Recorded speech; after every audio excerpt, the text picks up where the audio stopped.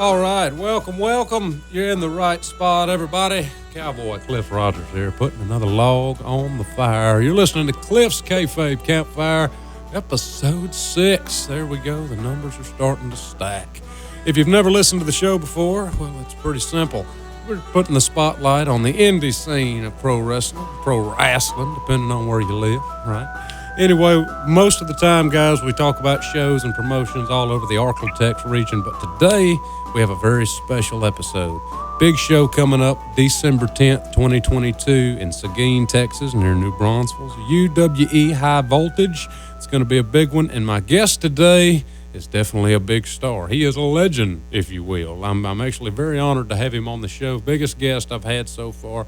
Ladies and gentlemen, the last name speaks for itself. Please welcome Mr. Mark Von Erich. How are you today, sir? I'm doing great. Thank you very much, Cowboy Clifford. It's just an honor to be on this show with you and just sharing what it's all about, man. Awesome. Well, hey, man, just to let people know that, I didn't just get lucky and bump into you on the street. You actually have gotten involved again in the wrestling world after some time away. We'll get into what you were doing on your time away, because you definitely were getting productive in other fields. But you're back in wrestling. You've partnered up with your old wrestling road buddy, Dapper Dan, who is the head trainer of the UWE and the UWE Academy. And you've gotten back into some promotion, into some booking work for us, and you've really kind of taken the reins with UWE as far as the Texas-based bookings go. And also, man, I had the pleasure of getting to watch you make your long-awaited in-ring comeback. So, first of all, man, let's get right into it, man. What drew you to come back to the wrestling world? And if you'd like to, tell us what took you out of the wrestling world to begin with. Well, I'll tell you what drew me back in the wrestling world. And I have nothing but just so much respect for Dapper Dan, and he's running that school there. He's training people. He's training them the right way so they can be productive in this business, which is a hard business to be productive in. So the thing about Dapper Dan, he's going to teach you all the ins and outs, everything that you need to know. And then he's got Prince Fontenot there with him as well, who I wrestled many shows with Prince Fontenot back in the day. And in fact, we wrestled in Seguine together like 15 years ago. I promoted a show, and Prince Fontenot was on the show. And so it's kind of a comeback for him to come back to this area and get back in the ring in front of his... there's a lot of people that know him here from his bodybuilding episodes and all the big things he did. And a lot of his friends are coming just because they want to see Prince Fontenot on December the 10th in Seguine at the National Guard Armory there on Guadalupe Street, 1002 South Guadalupe Street. It's going to be an awesome event. It's man, we got a great venue right there, and just everything about it is just going to be awesome. But Dapper Dan is the reason I got back to this business, because this business is kind of a cutthroat business, for one thing, right? Yeah. You got to watch your back. I mean, you have to watch it all the time. There's certain people you can trust and certain people you can't trust. And it doesn't take long to find out who you can trust. And then when Dapper called me up, I hadn't talked to him in years, and asked me to come do the show, asked me to come just do autographs and everything. And I was like, you know what? I hadn't even thought about wrestling. I said, I hadn't thought about wrestling in years, and I hadn't even talked to Danny in years. I said, well, if you want me to, I'll come, because it's Danny. Yeah. Dapper Dan. So if anybody else, I wouldn't have come, right? There's no way. Absolutely. So the reason I came, because I respect the man. His work was phenomenal, man.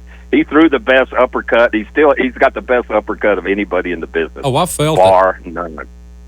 Oh yeah, you know this. I felt but so I mean, he's such a great worker, and to be able to have his school there and have an opportunity to get trained by somebody like that, oh my gosh! I mean, if you're in that area and you want to be a professional wrestler, you want to be a good one, because there's a lot of these schools running around. I mean, they don't teach. They don't even teach you what an arm bar is, or a headlock, or a top wrist lock. They don't even know what they are. I see people all the time. They don't know a wrestling hold from anything. They just go straight into because the they've never been taught. Yeah, they have no clue how to wrestle. Mm-hmm. And that's what the business is all about. Show some wrestling. Do some reverses. Do some headlocks. Do some, full Nelson stuff that actually is wrestling, instead of just kicking and punching each other, This is what I see on the indie circuit.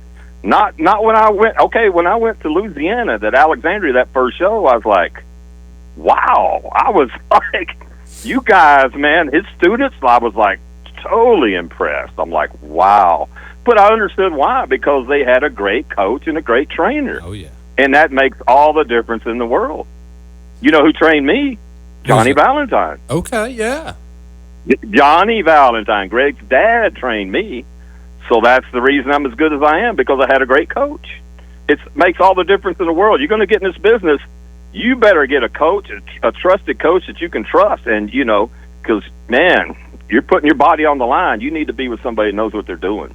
And somebody somebody that's not just going to tell you what you want to hear because you're paying for it and all that. Like, because I remember, just from a student's perspective here, because I was right. in his third crop of guys.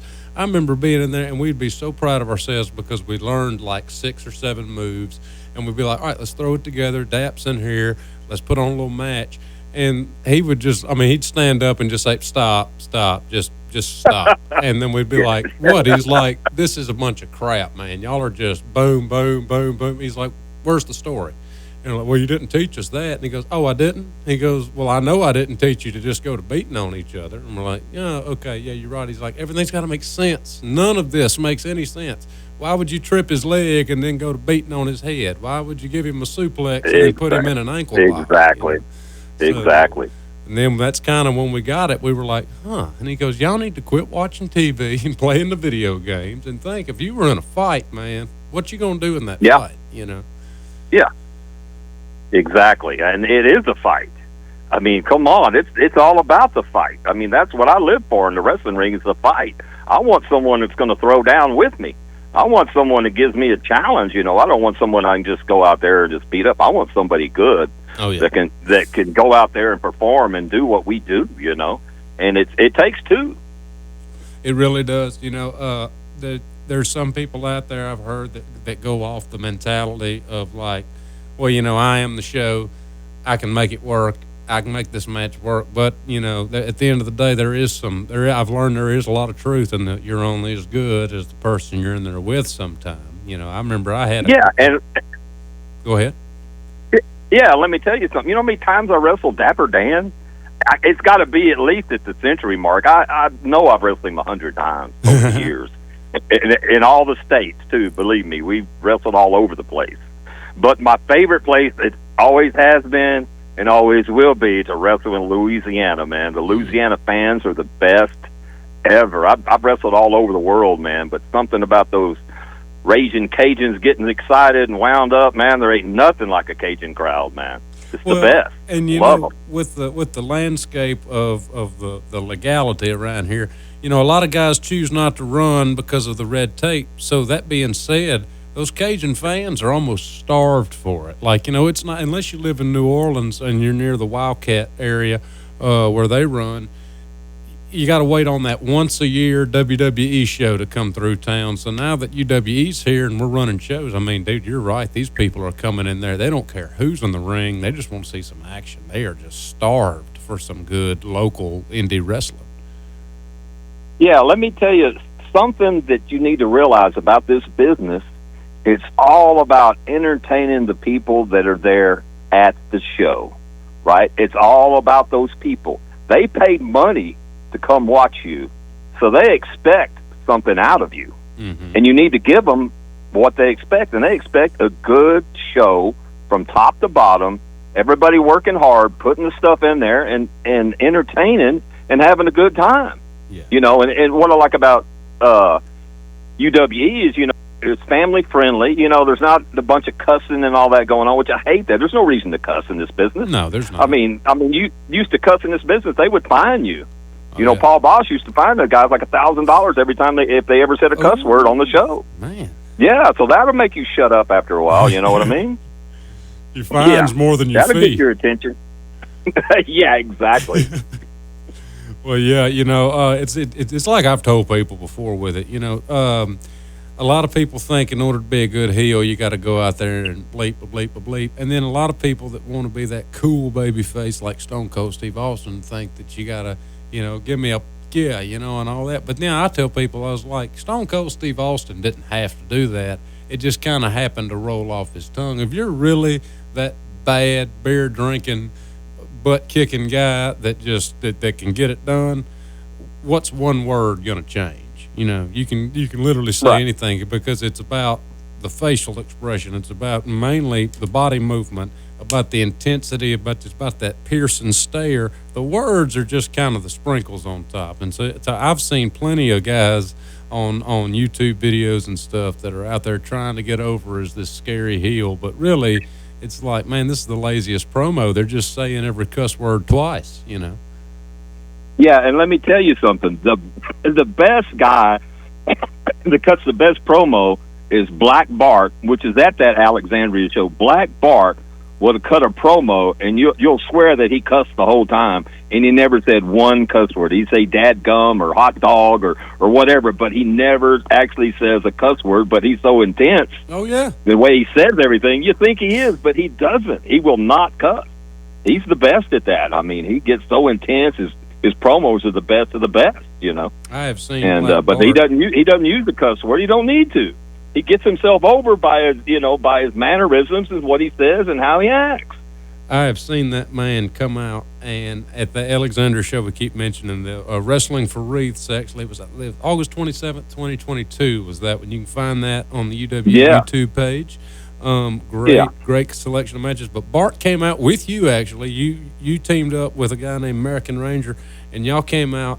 And I remember we had a guy that just wouldn't get off the PA mic. Like, he just kept talking over all the action. And Bart takes that branding iron of his and bangs it on the table. And he was like, do you ever shut up? And, of course, the guy kind of thought he was in on it. He thought, oh, they're just being wrestlers. No. You could tell that was a very irritated, grumpy man that was ready to do some damage. He didn't say much during y'all's match on the PA. Bart knows how to take care of business if he has to. Believe me, and I've had probably close to 100 matches with Black Bart as well. I've been in this business. I started in 1988, so I've been through this thing a long time. Well, let's go ahead and start there. You were telling me, actually, a little bit before I hit record on the tape, first of all, sounds intimidating, but at the same time, just awesome that you told me that you got into the business via Diamond Dallas Page. Yeah, that Diamond Dallas Page. And your first opponent was Dusty Rhodes. Man, tell me about the origin story. He wasn't my first opponent. He was the first. He ran the company that I worked for. Oh, okay, that's Florida Championship Wrestling. Right. Dusty was the booker. Okay. Yeah, he was my first boss. But anyway, so no, I'd moved to Florida. I was doing bodybuilding competitions, winning bodybuilding competitions. Right. I trained at the same gym as Page. It wasn't no Diamond Dallas Page at the time. It was just Page, right? Yeah. And he owned a nightclub down there in Fort Myers. Right. Well, he ran the nightclub in Fort Myers. And he was always at the gym, and I was always at the gym, and I won the local bodybuilding contest. I won the show and everything, and he was there, and he thought that was pretty cool. And then I went to WWF wrestling show a couple of weeks later, and he was there. I ran into him when he was there, and he says, "You like wrestling?" I go, "I love wrestling." He goes, "Okay, I'll see you at the gym tomorrow. I want to talk to you." I said, "Okay." So the next day I saw him at the gym, and he said, "So you like wrestling? Do you want to be a wrestler?" I go, "Yeah, I thought about it and everything, but I just don't know how to do it and everything." So I got some connections with the AWA, and I'm trying to get into it myself. He said, I don't want to wrestle. He said, "I just want to be a manager. Mm-hmm. That's all I want to do." I said, "Well, okay." And he said, "Well, I tell you what," he said, come to my house. Here's my address. Come there in a couple of days. Show up at 5:00. I got a couple other guys and me. We're all going to shoot promos. So I'll shoot a promo with you, and we're going to send it to the AWA. I said, "Okay, sounds good." So I dressed up, and they called me Iceman. I was all dressed up, and nice. He called me the Iceman, and he was like my manager, doing the promo. And then he did it with a couple other guys. We had a midget there and everything else, and he did that promo with him. And he's great with promos. Oh yeah. He was good at that. But you know what? When he first started, he was using cue cards. I'm telling you, man. He had cue cards. He had somebody back there doing cue cards for him. But yeah, he come a long way with some cue cards. That's there's no shame, man. Fake it till you make it. Yeah. And so he sent those videos to the AWA up there in Minneapolis, right? And they were running on ESPN, and they were running pretty strong at the time. They said, well, we like you, and we like Iceman, and we're doing some shows up here. He said, how long has he been working? You go ahead and send him up here, and we'll get him to start working some of our shows. He said, well, he's never worked before. Oh, Lord. And they said, well, he's got to be trained. And they had a trainer. My first trainer was Brad Reagan's. He was up there at the AWA. So I went up there and to the AWA to go through the wrestling school. And I was living in Florida, and I went in January. Oh. To Florida, to Minnesota. I'd never been in that cold weather. It was insane. Yeah. So it was insane.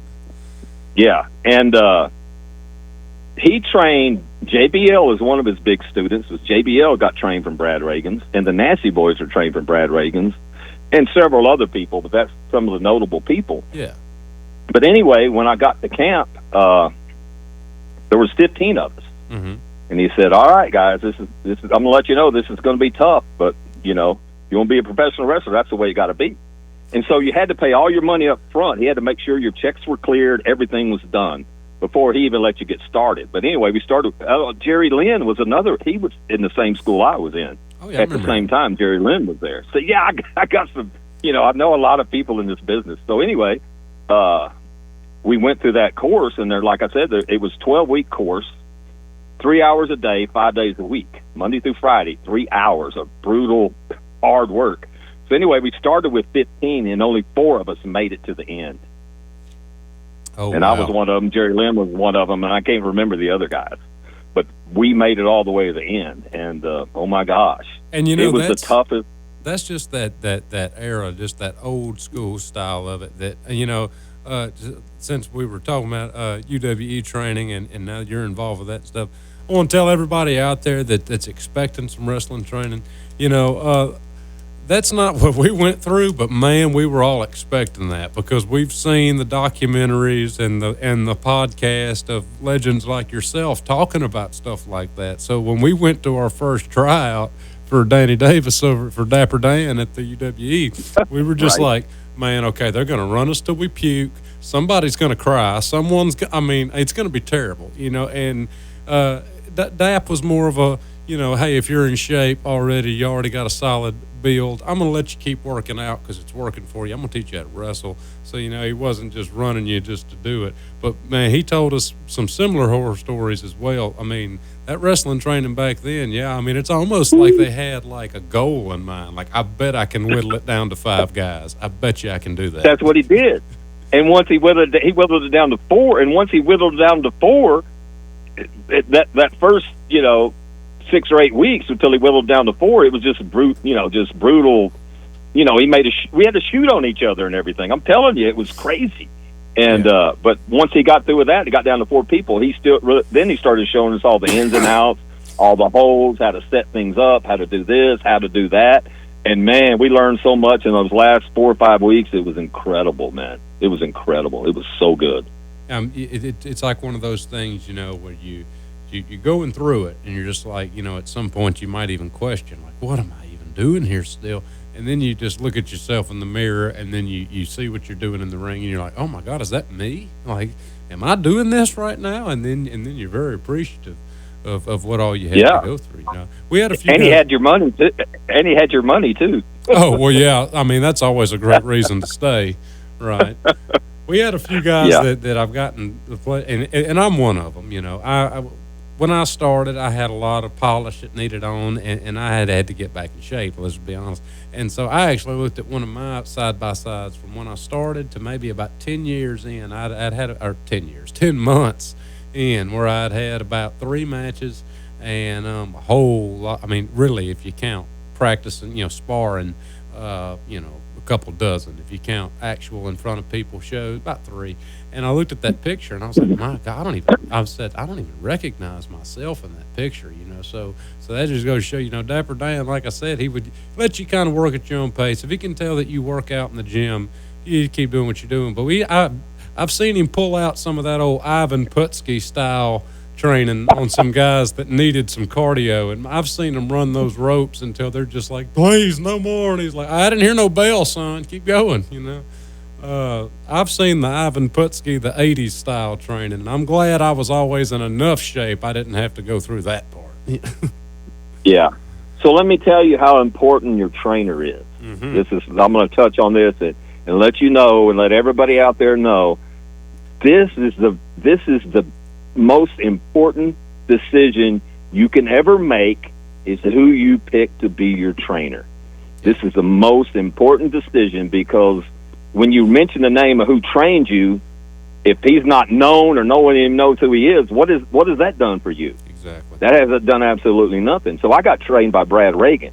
Mm-hmm. So once I got through with Brad Reagan's, I went back to Florida, and Florida Championship Wrestling was going pretty strong at the time. It's Mike Graham and Steve Kern was there, the Nasty Boys were there, Scott Hall was there, Black Bart was actually there. I mean, it was Backlund was there. Sawyer was there. I mean, it was a top-notch organization, right? They had television. They shot TV every Tuesday. So I went up there on Tuesday to see if I could maybe wrestle. I had no boots. I had no gear. I had no nothing. So they said, okay, you need to talk to Mike Graham, who was in charge, So I talked to Mike. I said, yeah, I came up here because I want to wrestle. He goes, well, who trained you?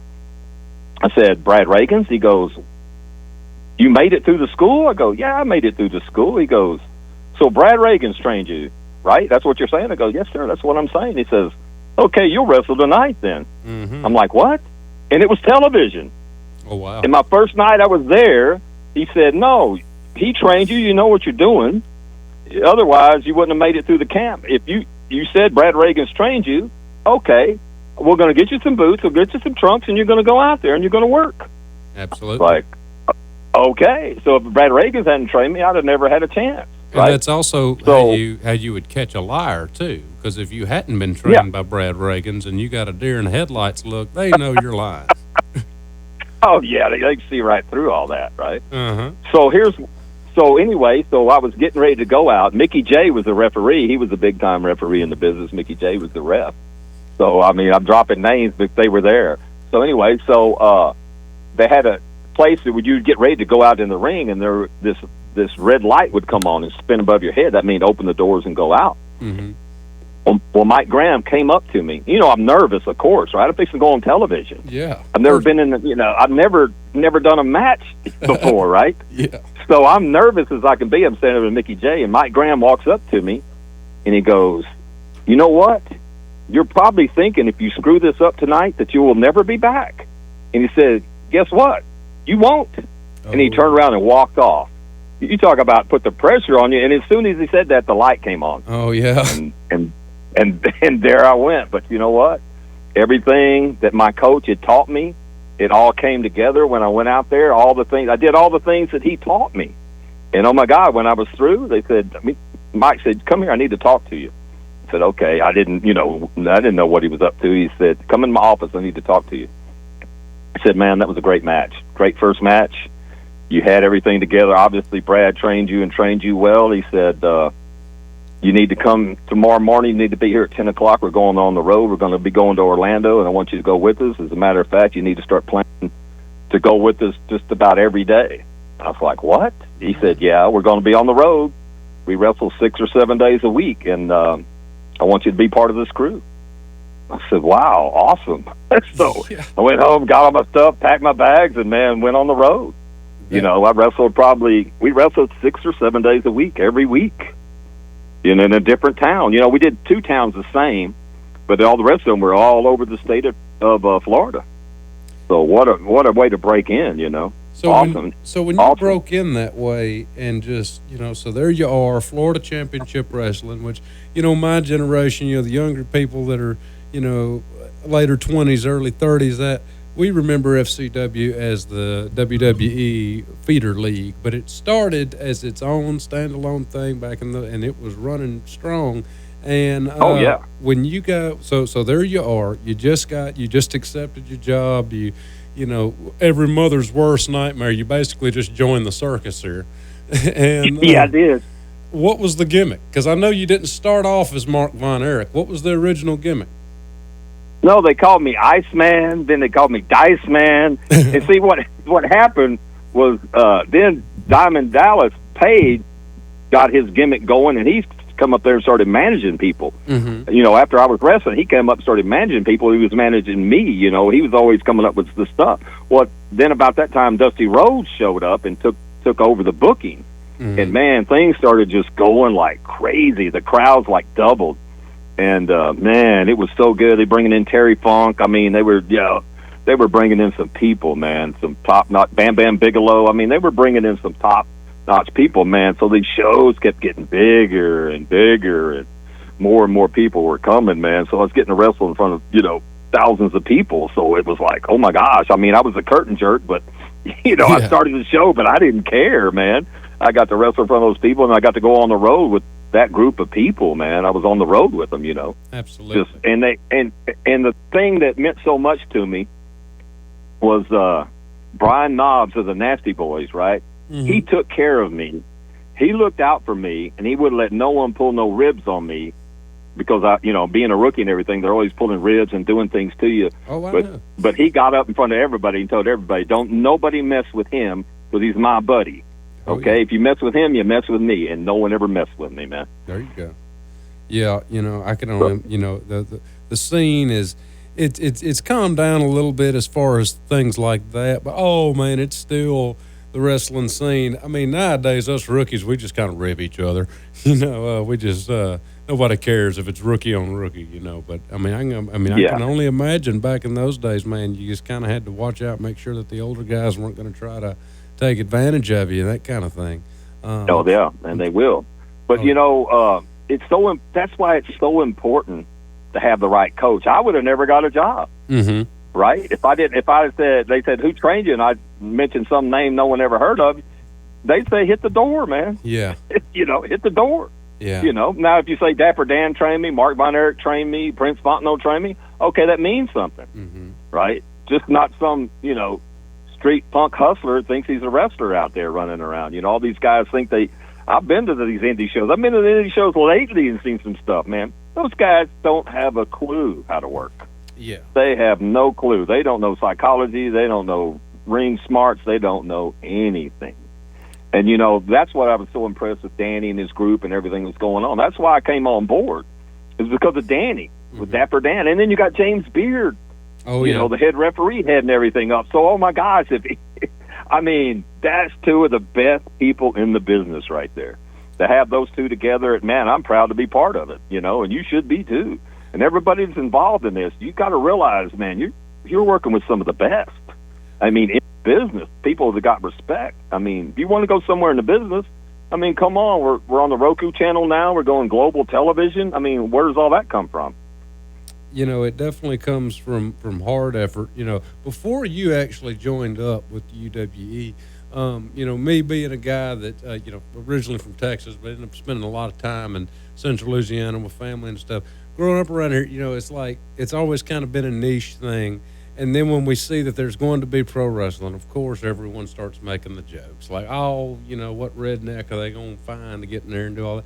And then we see you start looking into Dapper Dan. They start advertising who's the trainer. You start seeing he's legit and all that. And it was one of those things, I've said it before, what made me really want to go full hog and give it a try is it's like, that would be cool if I was, still 18 and in good shape. And then you just can't sleep. You can't eat. It's bothering you. And you're like, okay, well, maybe I'll reach out, use my media skills, and see if they need a ring announcer. Oh, no, thank you. We're good. Okay, well, I tried. And then you do. It's like this bad itch. And then you're like, you know what? I'm just going to do it. I'm just going to try it. And I did it. And there you go, man. I was so comforted to learn that I wasn't, because, again, everyone's biggest fear, and there's no offense to anybody, but everyone's biggest fear was like, can we really trust this guy? Because, he hadn't wrestled since, or at least not filmed and put on, taped proof that he's wrestled since like the early 2000s. And we're just like, is he desperate for money? We don't know. Man, after like one class with that guy, that he's stern, he's stoic, just like all business coach should be. But he's got that calmness, that gentleness that's like, man, I'm not going to let anything happen to you. And that's why when I was only 3 weeks into training, or no, 6 weeks, I was 6 weeks into training. Due to my day job and obligations and stuff, I could only make 2 days of class instead of the full 3. So I was a little bit behind, but I caught up pretty quick. So here we go. It's our first show, and mind you, the one of the first UWE shows. And so we're still trying to see if this wrestling thing's going to be profitable in the area. And it definitely was, because I'm thinking Gina, Louisiana, small town. You've performed at a Gina show, so yeah, it was great, the venue, man. And all that. Good. I'm thinking 40 people, 30 people. Man, there's like 200 people in there, and it's my very first match, and my awesome. My opponent was a veteran, and I go up and I go over there to Dapper Dan, and I'm just like, hey man, how long we got till the door opens? I mean, I'm just wondering. I'm just curious. And he kind of cracked that little smile, how he does, just like that little grin. He puts his hand on my shoulder and he goes, "You got time to go throw up if that's what you're asking me." I was like, I definitely am. I'll be back.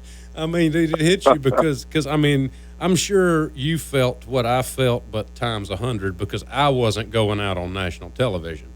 But the fact that I'm pretty close to people I grew up with, so it's like people in the crowd, that right there adds another element of pressure. And so I went out there, I got through it, it went fine. I was working American Ranger, you've tagged with that guy, and he got me through it. He was like, "Hey, just holler, I'm lost, and I'll get you through it. If you just, all you got to do is say I'm lost." And, I didn't get truly lost, but I did kind of forget what a suplex was. So if you watch the tape back, I just punch and kick the whole time. But that's better than, I guess, just standing there, Yeah. So got through it, and I love watching all of these Gina tapes, kind of, because that's my measuring stick, seeing how big the crowd gets each time, because I was there for the first Gina one. So safe to say, man, we've come a long way since Gina, Louisiana. We love them. There's a good fan base, but we've come a ways, because now we're branching into the Lone Star State. So what can you tell us about this Armory show, man? I mean, me personally, hey, I'm the talent. I show up and I beat up who I'm on the card with, but you're the booker of this thing. What are we looking at? I mean, tell me about the area. Tell me about Armory shows. I'm sure you've worked Armory shows before. I mean, what's different about that? I used to promote myself way back in the days. I promoted a lot of shows. We had a thing where we wrestled for the homeless veteran program in Houston. We did that for 12 years with no charge, and Dapper Dan was in a couple of those shows as well. So we gave back, and we feel a lot of gratitude for everything that the veterans have done. So we used to do that show every year for 12 years, and it was awesome. And I put all those shows together, and I used to run a lot of shows, my own championship wrestling organization, and Danny used to come work for me. I mean, Rod Price, Rodney Mack. I mean, I ran shows for years, and had good crowds and everything else. And so when Danny talked to me about maybe repping Texas, I was like, oh my gosh, yeah, I'd love to rep Texas again, because I've already repped Texas, right? I've already done it, so I kind of know the ins and outs. I did a big show in Seguine. We had a ton of people come to that last time. Prince was there. Prince wrestled in that show. You can ask him about that. We had a great crowd, and I put all that together. So, I know kind of what's the basic things that you need to do to put all this together. I know social media has changed a lot of stuff, and but then Danny's aware of that, and is using a lot of you younger guys to help get the social media thing going and everything else, but it's still about going out there and putting posters and flyers and talking to the people and going out and meeting people and being seen and letting everybody know what this is all about and who we are and what we're going to do. Now, and it's just a matter of putting it all together. I hope that anybody listening to this that is wanting to get into the promotion part, because I've always said that myself too. I said back before I was a worker, I said if the wrestling dream never comes true, I'm going to start a promotion. I'm going to find people that know what they're doing. I'm going to get in the business. If you're one of those people that you want to start getting into the promotion end of it and all that, man, social media, like you said, has really flipped the world upside down, in the sense of, back when you were running Seguine the first time, in what was that, like 90s, early 2000s, you had newspaper, you had radio, you had to go talk to these people. Now you can literally make the flyer for the show and put it on social media and have people already seeing and talking about it, and you haven't even gotten up out of the bed yet. That's incredible. Yeah, it's crazy, man. But people, it's a crazy world. It's a different world, man. People lean So what if on you do? that. What if you do both? Exactly. Right? So think about that. You So got I'm doing all my old school stuff.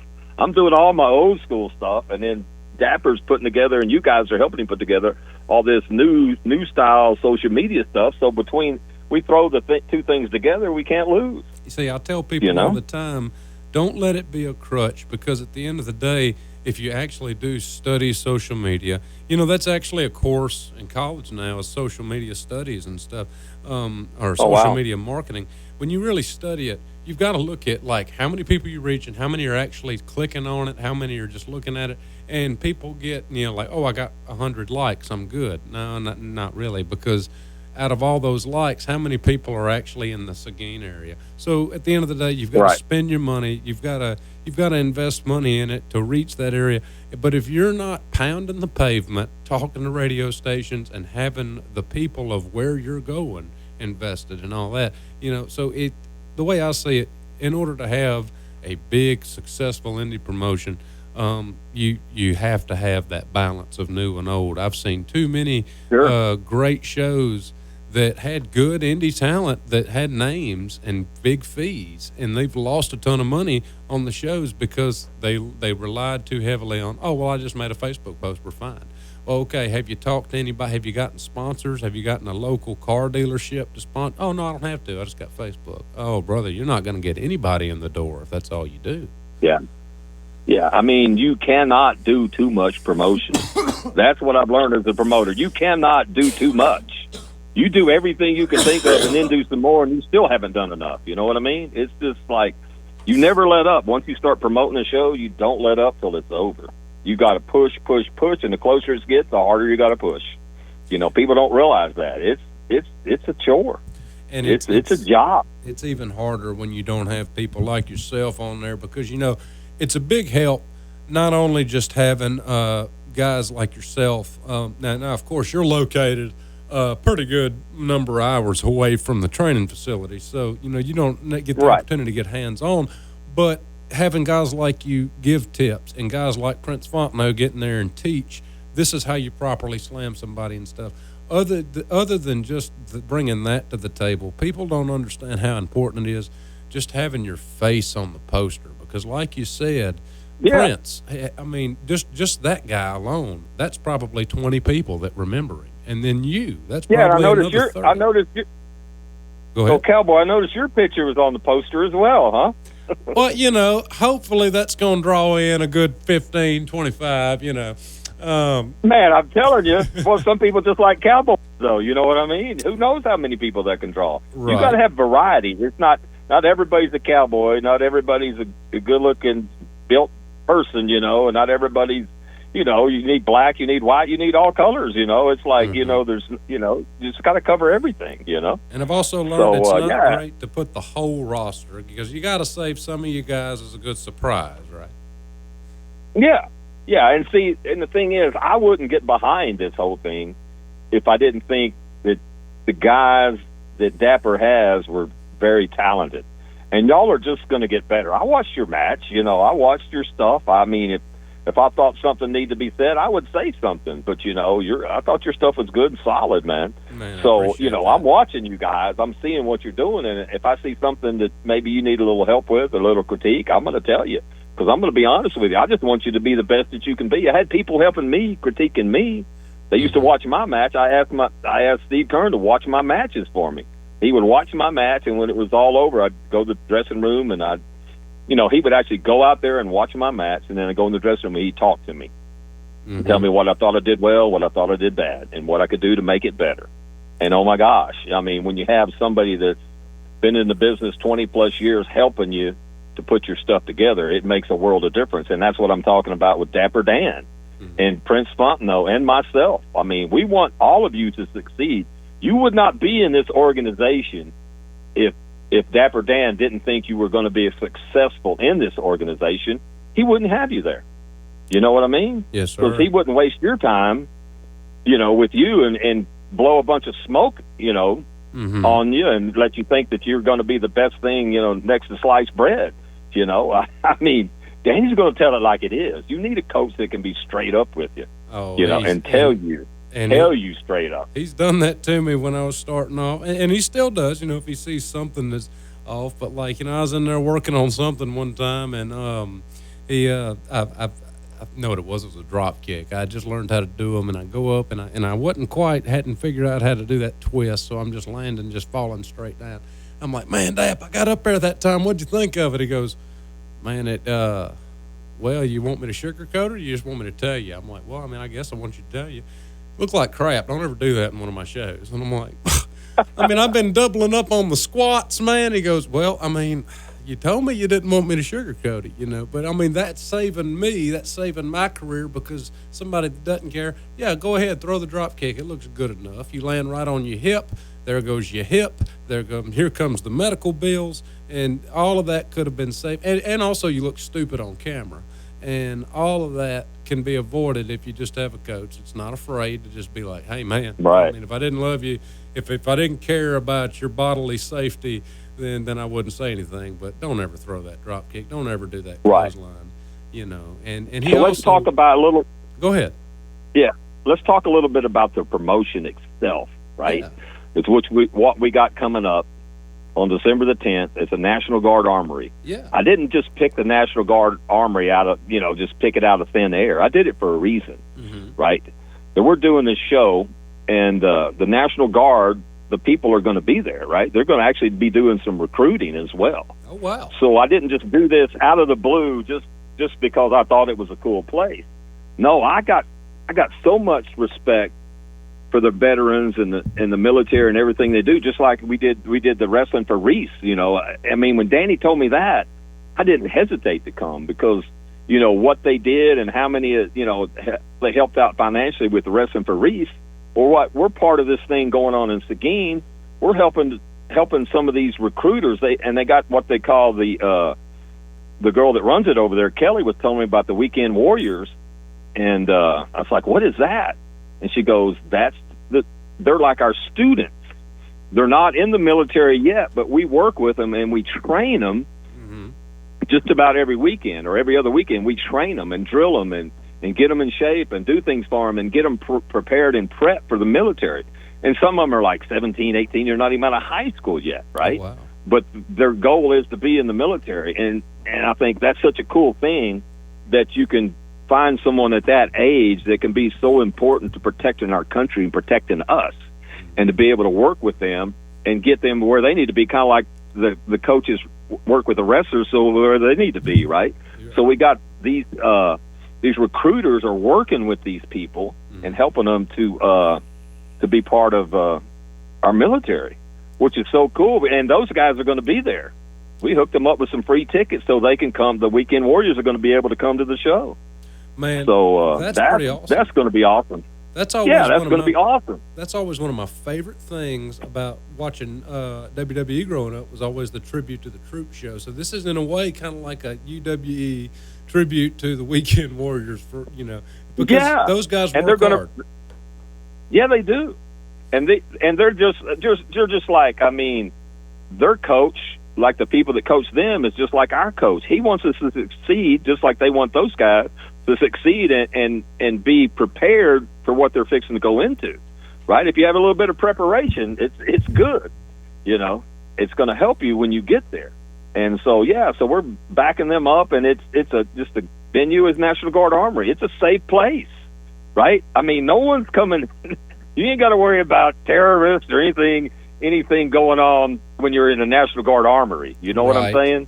Yeah. This is a safe place. You talk about a safe haven, a place you can take your family and know that nothing's going to be going down there, right? Mm-hmm.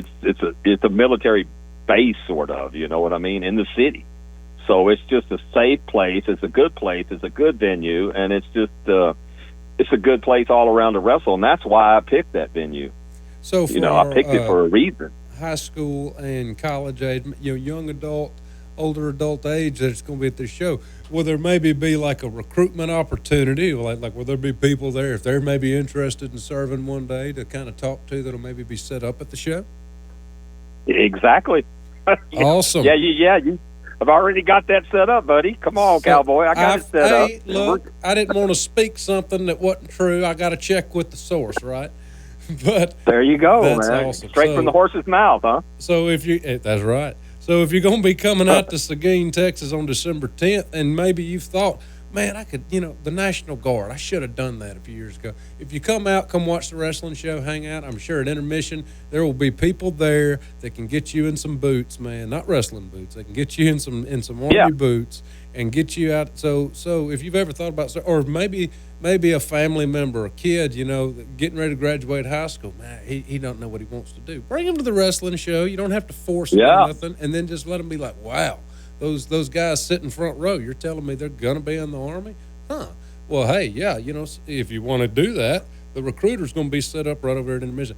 That's cool. And I think there needs to be more team-ups like that with wrestling in the military. Yeah. So they're going to have those recruiters at a table. They'll have all the information they need, anything they can do to help them. You let them, tell them what it's really all about and see if that's something they might be interested in. These are good people. I don't deal with people that are shady at all. I deal with people, I don't have nothing to do with shady people. I mean, you don't need nothing to do with shady people. You need to deal with people that have some integrity and some character. And that's part of the United Wrestling Entertainment. You got people with character and integrity, right? Absolutely. And that's the kind of people you can trust. I don't want to, you got to deal with people with lack of character all the time, but we're not going to have to deal with it in our business because you're not going to be in United Wrestling Entertainment if you don't have good character, morals, and take care of your stuff. You know what I mean? Because Dapper Dan ain't going to put up with that crap, man. And, sadly, we've seen some people come and go that had great athletic ability, but, at the end of the day, you couldn't trust them as far as you could throw them, depending on who you are. And it was one of those things of like, hey, Dapper Dan earned a lot of our respect, and Prince Fontenot instilled this as well too. But it's like we would rather go without someone that can do all these crazy flips and work the crowd than be associated with somebody that's like somebody you don't want to fool with. Our overall reputation is more important than somebody that can do cool spots. Let me tell you something, Cowboy, just about yourself. I watched you wrestle, buddy. I watched you wrestle, man. And at that show, I did the first show, Alexandria, I didn't really see too much of your match, but I watched you there in Jenna, man. You're an amazing wrestler, buddy. I'm telling you, I'm not talking about you got potential. You're already there, buddy. You're just going to get better, but you're already there. You've lived up to a lot of potential most people will never come across. You've already taken yourself to that next level. And there's another level after that level. And it won't be long. You'll be there. Just keep doing your thing, man. You're rock solid worker, man. You're solid, buddy. Just keep doing your thing, man. You're going to, championship belts are going to be around your waist. It's just a matter of time, man. I see it coming, buddy. I mean, you're good. You're a good worker. You're solid. You work hard. You're strong. I mean, and you got the right attitude. Man, first of all, hands are kind of shaking a little bit. Von Erich just told a cowboy Texas-themed wrestler all of that, and in all seriousness, man, that means the world, means a lot. Means that all the hard work's paying off, and coming from someone like yourself, that means a whole lot, man. And I only. If people know, I speak the truth, man. And it's on tape. For anybody that don't believe it, it is on tape. Yeah. I mean, I say what I feel. If I feel it, I'm going to tell you, man. So you think maybe one of these days, we could possibly see a epic tag team match featuring Mark Von Erich and Cliff Rogers? Yeah, you could. Man, we could tear it up, could we, buddy? Man, double big boot, double crossbody. Yeah. We're going to have to talk to Dapper about that. I mean, oh my gosh, it would be nice to get it. Wouldn't it nice if we get them tag team belts together, brother? I've had them once. What do you think about that? I'd do it again. Absolutely, I'd do it again. Speaking of tag teams, there you go. I just had the champions on the show as well here in a past episode. That was Royal Pain featured, and one of those guys is Prince Fontenot, so he's currently one half of the champions. So that would be interesting to have Mark Von Erich and Prince Fontenot again after all these years. This time with a title on the line. That would be a lot of fun. As far as the booking, well, who knows? as far as the booking for the show goes, there's so far we're kind of in the dark, and that's good. Okay, we'll kind of announce the bigger matches as we get closer. But I've recently found out, actually just today on social media, that my opponent's going to be the number one contender, Xavier Storms, ex-Storms. So I'm really looking forward to that one, and I'm glad you're going to be there. Awesome. Well, I'll go ahead, since you're telling me who your opponent is, I'm going to go ahead and tell you who my opponent is. Let's hear it. So my opponent is Rudy Russo, who is a South Texas legend, man. This guy has been there, done that. I've been on shows with him. I've never faced him, but I've been on a lot of shows with him, and he is a great worker, man. He's held many championship titles, and he's a worthy opponent. I wasn't just going to pick somebody that I could just go out there and just, destroy and beat up. And no, I want someone that's going to go out there and has a chance to win, right? I mean, I want a battle. I don't want an easy match. I want someone that's going to give me a challenge. Absolutely. I'm going to give him a challenge. He's going to give me a challenge. And who knows? Who knows how it's going to end up? But you know what? It's going to be a war. It's going to be a fight, because I know Rudy Russo, man. He's well known here in South Texas. He's had many, many titles. He's been working in the business over 20 years. Oh wow! And he is a star and a legend here. He's a good dude, man. He's a hardworking man. He lays that stuff in. He knows his stuff, and I'm working Rudy Russo, man. So I actually picked him out because I wanted somebody that's tough and can go. And it's going to be a challenge. It's who knows? It could go either way. I know he's tough, but I'm tough too, and we'll just see who's the toughest one. So that's what I'm looking forward to. I'm looking forward to a good fight, a good battle, man. That's what I want. Well, I don't want an easy opponent. I don't want an easy opponent. I want a hard opponent. So far as the comeback is concerned, though, man, you came back August 27th, 2022, wrestling for wreaths, and you teamed with American Ranger against two very large guys and very young guys. So, as far as big men go, the stamina's there because of the youth factor. And then you turned around, and in September of 22, you made your singles return at UWE High Voltage in Gina. And you faced a big man named Deacon Axe. And he's basically he's a UWE student graduate, and very similar to Kane, very big man style, very monster style. So, dude, out of the bat, you didn't have any cream puffs to get warmed back up. You hit it back hard. So I think, it's going to be very evenly matched with you and Rudy, because, I mean, you've slayed a giant twice, You've faced Deacon twice and beat him both times with that claw, and I love watching that. That's so cool. For those that haven't seen it, Mark Von Erich's claw is amazing and also very scary. It's devastating. Man, you don't ever want to feel that, believe me. You don't ever want to feel that, man. I would rather not. It's a painful not. Experience. Yes, sir. Ask Deacon about that. Ask him about that one. He felt it through the mask. I mean, the man wears a mask, and he felt it through the mask. And then that thing was like hard plastic. It wasn't like a lucha mask. And I was like, oh, my God. I was squeezing his head like a pumpkin, man. Oh, Lord. That night I actually had a title match against actually, I think he was the second guest I've ever had on here. And that's Groovy King, Eddie Love. Me and him were doing a war. And I remember, just kind of getting back to some of that coaching you were talking about. I remember, so my ritual after a match is I don't necessarily, unless I can just feel in my gut that, man, we just knocked that out of the park.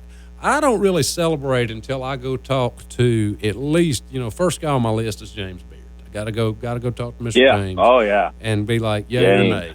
And he's not always going to say, but, he's got his multiple different kinds of yes. It was like, it's pretty good. Well, then it's like, all right, you kind of barely passed. If he grins at you and shakes your hand, and it's like, hey, man, you killed it. So I got to go get the James test done first. Yeah. And then I go you pass that test, it's a good test. Yeah. And then I got to go talk to the vets. After, I'll be like, okay, I'm good with Mr. Beard. So now, okay, thank you, guys. Thank you. And then I go talk to the vets. So I go to the back after that match, and, came up short, but Eddie's a big man, and it was very close. And I'm man enough to admit, he got me, And good battle, man. It was a good battle, man. Y'all both fought hard, and you both fought hard, and somebody's got to win, somebody got to lose, man. And there's a reason. The there's a reason he wears that belt around his waist. I mean, he's a very fast rising star. He earned it. He earned it, and he don't want to give it up either, does he? Oh well, nobody does. And no. You came up to me in the back, and then you said, "All right, come here, sit down." And I was like, "Oh no, here it comes." And then you told me, you said, "Man," you said, "about the only thing wrong with that." You said there was at one point in the match you hit him with this backbreaker, and I'm like, "Oh yeah, you like that?" He goes, "Dude, that's a finish. Why didn't you end it there?" And I'm like, it makes sense. Probably should have just ended it there. You were like, "Man, you had him, man." That was you had him. You gave it to him, and then you got up and walked around, man. You should have jumped on him and pinned him, man. Well, you could be the champion right now. You live and you learn, don't you? So, I bet you won't let that happen again, huh? Oh, not at all. Next time you see me puss that out, hey, I don't get paid by the hour. It's a heck of a move, man. I don't get paid by the hour. It's a heck of a move, man. That's a devastating move that you got there. I wouldn't want to take it, that's for sure. That's a devastating move, man. I appreciate that could be the thing that wins you the championships right there, is that move. Yeah, and I've definitely kept that in mind, Well, guys, if you're not doing anything, December 10th, 2022, actually, what am I doing right here? Mr. Mark Von Erich, go ahead and tell these people, give us a good commercial. Tell them all about December 10th in Seguine, Texas. What we got coming? All right, Seguine, Texas, you need to be excited because United Wrestling Entertainment is coming to your town, and we're bringing the best of the best. I mean, we got, I'm on the card, Mark Von Erich. I'm on the card. Dapper Dan's on the card. We got Prince Fontenot on the card.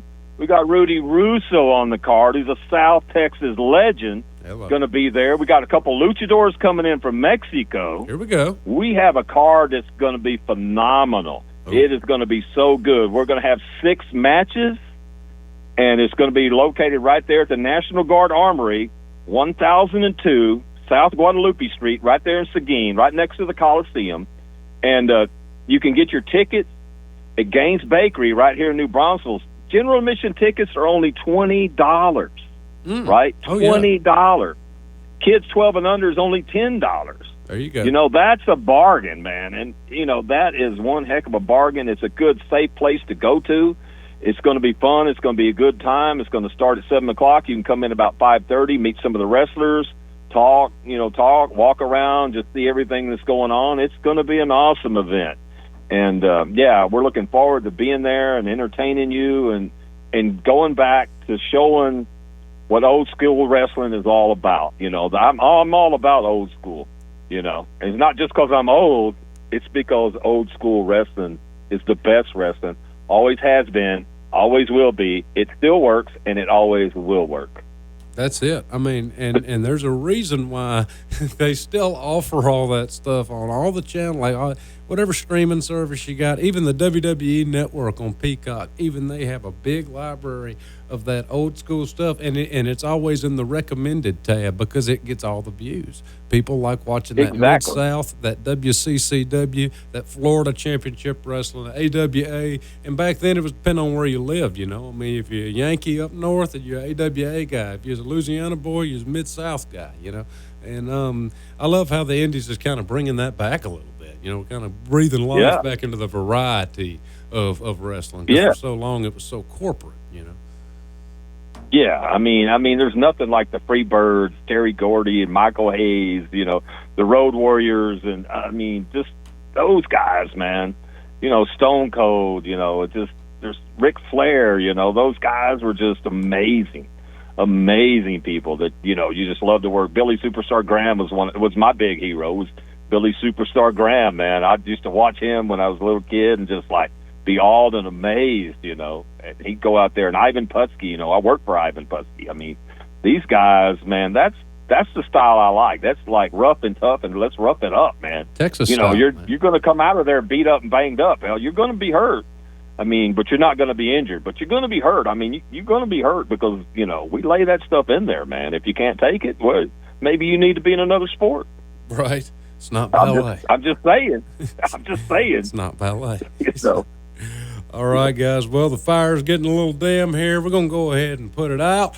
Y'all remember, give UWE a follow on Facebook. Also, if you have the Roku TV, be sure you get on there, and for just $1, you can get 365 Pro Wrestling Network. Find all of our shows on there. That's United Wrestling Entertainment. You can also find us on YouTube, and also need you to look up Mark Von Erich right there, the legend. Want to thank him for coming in or calling in today. I'm Cowboy Cliff Rogers, and we will see you in Seguine, Texas, December 10th, over there at the National Guard Armory. Remember, they're going to be recruiting out there as well. So if you've ever been interested in serving, you can get it done there. Until next time, everybody, be good or be good at it. We'll see you back at the campfire Tuesday.